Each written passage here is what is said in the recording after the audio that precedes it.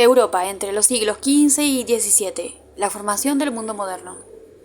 A partir del siglo XIV, las sociedades europeas atravesaron una crisis que afectó las bases del orden feudal.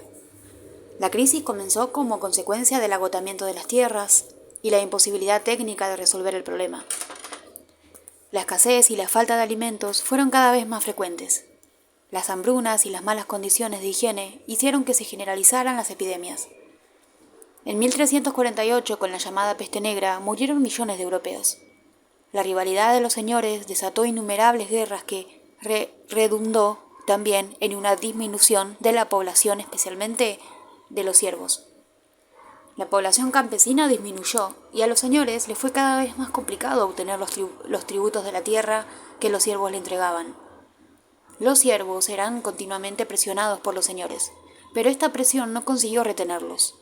Esta crisis del siglo XIV es considerada por casi todos los historiadores como la crisis general del feudalismo. En el siglo XV, las sociedades de Europa occidental comenzaron lentamente a reorganizar su vida social. Sin embargo, el orden que fue surgiendo no tenía las mismas características del orden anterior del siglo XIV al siglo XIV. La caída de Constantinopla y el cese del hostigamiento de los invasores bárbaros habían posibilitado el incremento del intercambio comercial y el surgimiento de la burguesía mercantil.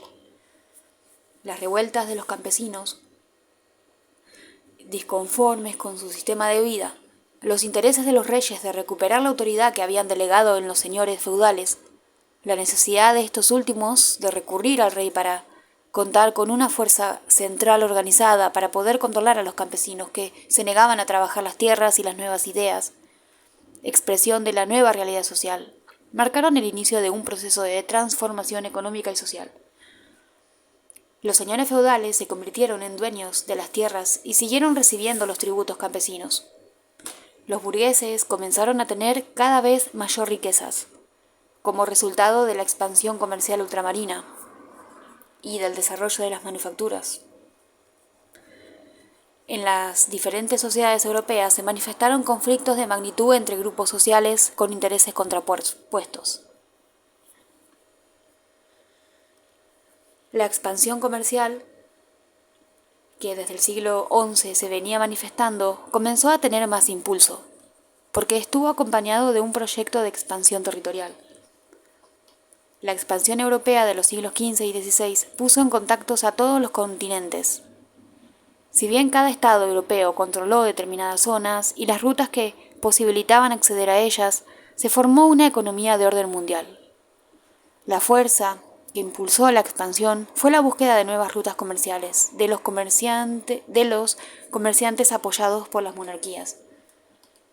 Distintos sectores sociales coincidían en la necesidad de explorar y conquistar nuevos territorios. Los nobles españoles y portugueses necesitaban la expansión para obtener más tierras y siervos.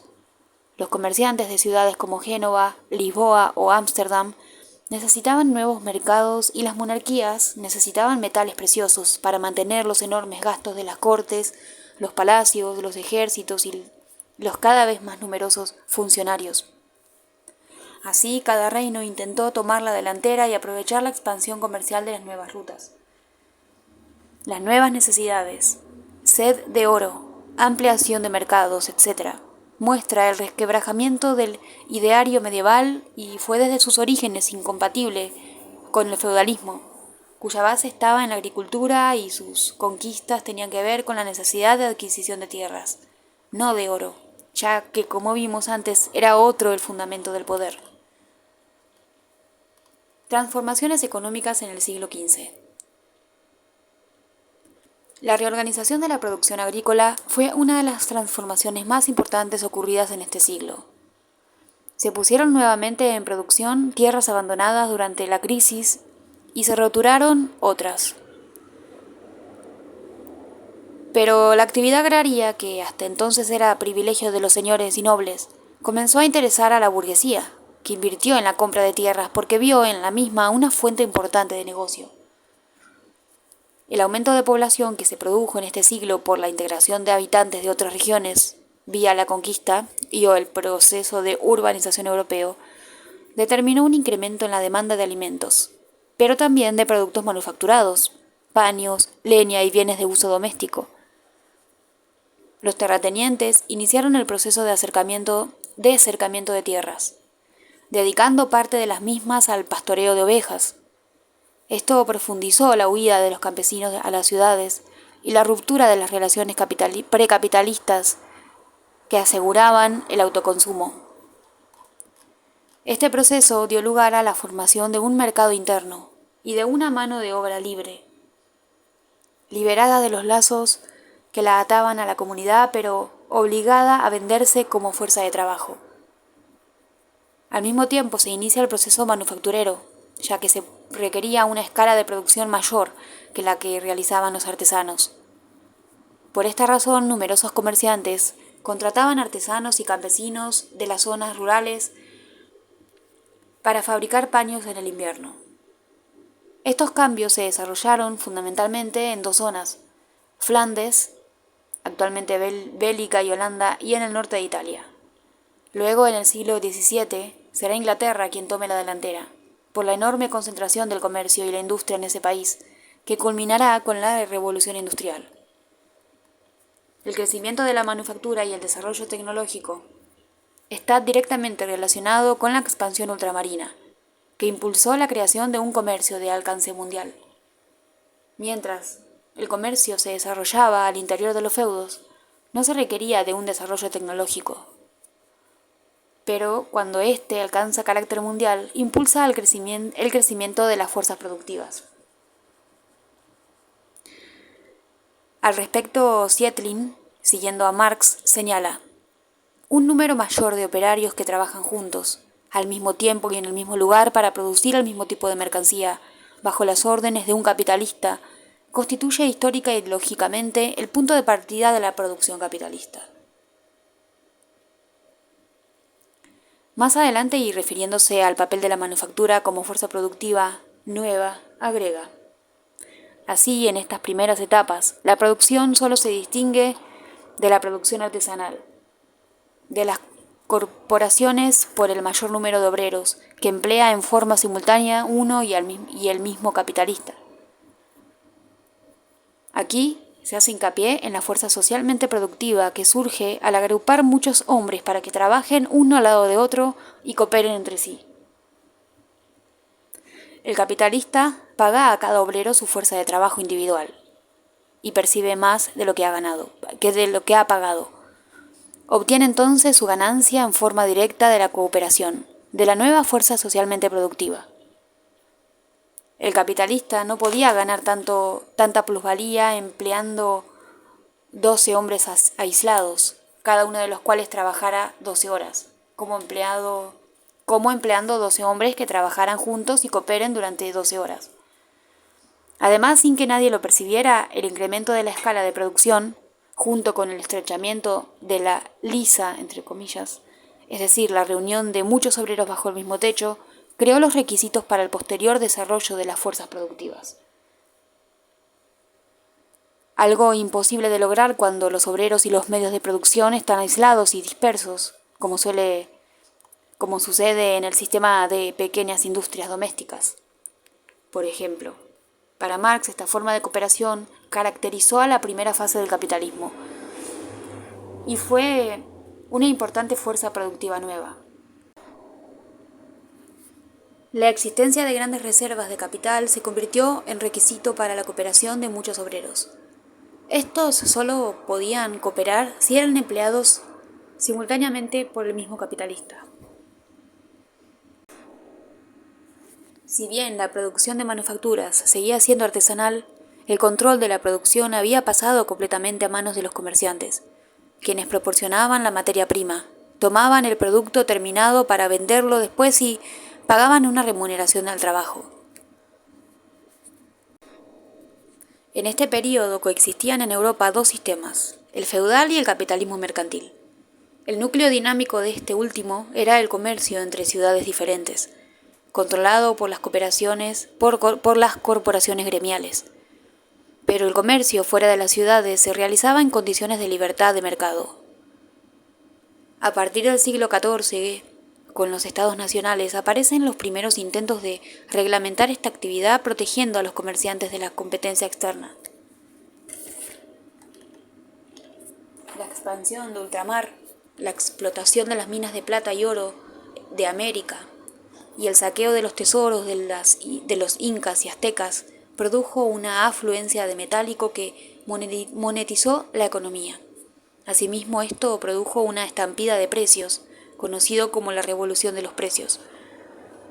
Este proceso benefició a los comerciantes y perjudicó a la nobleza, acelerando su caída. En el siglo XVI se desarrolla una de las células básicas del capitalismo, la banca, cuyo papel más importante fue la financiación del comercio. El comercio de metales preciosos y el depósito y transferencia de fondos.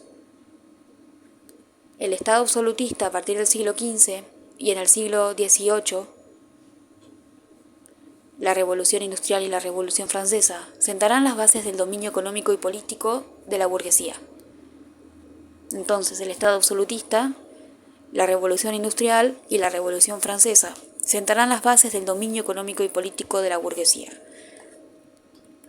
Transformaciones políticas, la formación del Estado moderno. Las características más importantes de la sociedad feudal fue la fragmentación política. Cada señor administraba justicia, imponía y cobraba impuestos que los siervos debían pagar y controlaban a un grupo de hombres armados. A partir del siglo XIV, la autoridad de los señores se fue debilitando.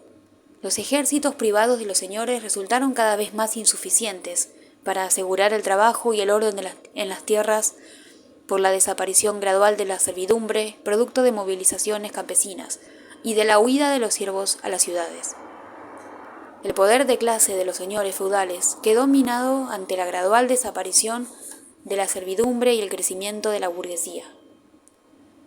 Frente a esto, los señores se unieron a los reyes y organizaron un ejército centralizado, controlado por el rey como un instrumento para mantener al campesinado bajo su dependencia y explotación. La aristocracia tenía que adaptarse a las nuevas condiciones sociales, en las que la burguesía se había fortalecido, gracias a la fragmentación política que había caracterizado el mundo feudal. La centralización política fue un instrumento de la aristocracia para someter a los campesinos y controlar la burguesía. El Estado absolutista, centralizado, militarizado y de carácter nacional, no local, fue una estrategia de la clase dominante para la explotación, control y disciplinamiento social de los campesinos y plebeyos que estaban debajo de la jerarquía social. El desarrollo de las relaciones mercantilistas condujo a un fortalecimiento del poder central del Estado, haciendo de la soberanía una cuestión más absoluta. La propiedad de la tierra fue haciéndose menos condicional y se fortalecieron los títulos de propiedad que garantizaban su explotación. En la sociedad feudal, la actividad artesanal estaba controlada y reglamentada por las corporaciones que regulaban el ingreso de las personas a los gremios, la calidad y precios de los productos. Pero a partir de la expansión de la actividad mercantil, el Estado comienza a intervenir para reglamentar las actividades de los comerciantes y protegerlos dentro de sus fronteras frente a la competencia externa.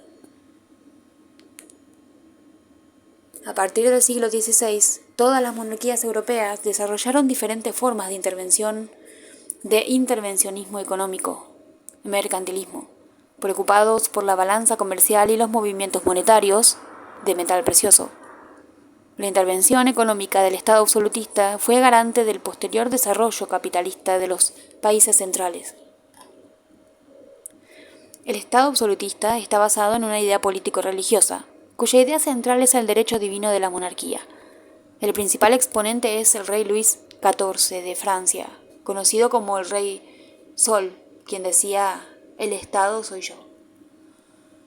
El mercantilismo es el conjunto de medidas económico-políticas que fueron usados por los estados europeos desde finales del siglo XV hasta el XVIII, y que tuvo diferentes características. En España se establece un criterio mercantilista de tipo metalista, identificando la riqueza nacional con las reservas de oro y plata. De ahí que España, luego del descubrimiento de América, octuplica su stock metálico. En el caso de Francia, la política mercantilista, representada por Colbert, se dirigió a vender sus manufacturas a todos los países que poseían metales preciosos, para así lograr una balanza comercial favorable. Además, Colbert fomentó la industria mediante leyes que ponían a la manufactura bajo la protección del Estado. En Inglaterra, estas políticas se manifestaron en las leyes de navegación. Estas leyes impedían exportar o importar en barcos que no fueran ingleses y en los que su tripulación no lo fuera en sus 3/4 partes. Según Agulla, el rey era el Estado, y el Estado era todopoderoso, y el hombre, en cierta medida, comenzó a quedar desprotegido frente a la decadencia del orden feudal. Se habían aflojado los lazos de solidaridad de la sociedad feudal y no se habían creado otros. Solo existía la dependencia frente al Estado, representado por el rey y su burocracia. Como reacción a esta situación, comenzó a aparecer la concepción liberal de la vida social, es decir, de la vida económica y política. El liberalismo se presentó entonces como un ideario protector de intereses, que representaba a la sociedad frente al Estado. Y con ello comenzó a tomar perfil estructural la sociedad civil porque encontró una explicación o, si se quiere, una justificación frente al Estado. El pensamiento acerca de la evolución del Estado se inscribe en la teoría política, con el concepto de poder, ya sea para dar cuenta del poder originario, soberanía o de sus instituciones. La separación entre moral y política planteada por Maquiavelo permite la construcción del poder sobre la base de voluntad. Se abandona la idea de orden natural y se empieza a pensar al Estado desde la razón. El orden político procede del poder, del que lo tiene o lo ejerce. La política resulta ser una actividad del príncipe. Las teorías constructualistas, que se desarrollaron desde el siglo XVII hasta el XIX, con las codificaciones napoleónicas y los primeros escritos de Hegel, intentan dar cuenta de la explicación del Estado a partir de la teoría de la soberanía. Integran esta corriente pensadores como Hobbes, Leibniz, Locke y Kant, quienes plantean la necesidad de conocer el derecho, la política y la sociedad mediante la razón, tal como se hacía en las ciencias de la naturaleza. Su explicación resulta histórica, ya que no toman en cuenta los factores históricos estructurales que determinaron la constitución del Estado. Desde esta explicación hay dos momentos sociales, uno presocial y otro social. En ambos se suprime el rol de la explicación histórica. Hobbes, Locke y Rousseau, desde la metáfora del contrato y con diferentes posiciones, reflexionarán acerca de la soberanía, de los alcances y límites de esta y de la separación y constitución de la sociedad civil y el Estado. El Estado se organizó mediante la burocracia, el ejército permanente y el sistema impositivo. Contra el Estado se levantaron los pensadores liberales e iluministas de los siglos XVII y XVIII como Locke, Rousseau y Montesquieu. El movimiento conocido como la Ilustración, de carácter militante y crítico a las instituciones del absolutismo monárquico, sentarán las bases ideológicas y políticas para la Revolución Francesa. El ideario de estos pensadores, que explicaban la existencia de la sociedad civil como suma de intereses individuales, con leyes propias y contrapuesta al Estado, fue el instrumento teórico, y el ideario político de la burguesía para acceder al poder desplazando a la aristocracia. Consolidación del capitalismo, la nueva cuestión social y la sociología.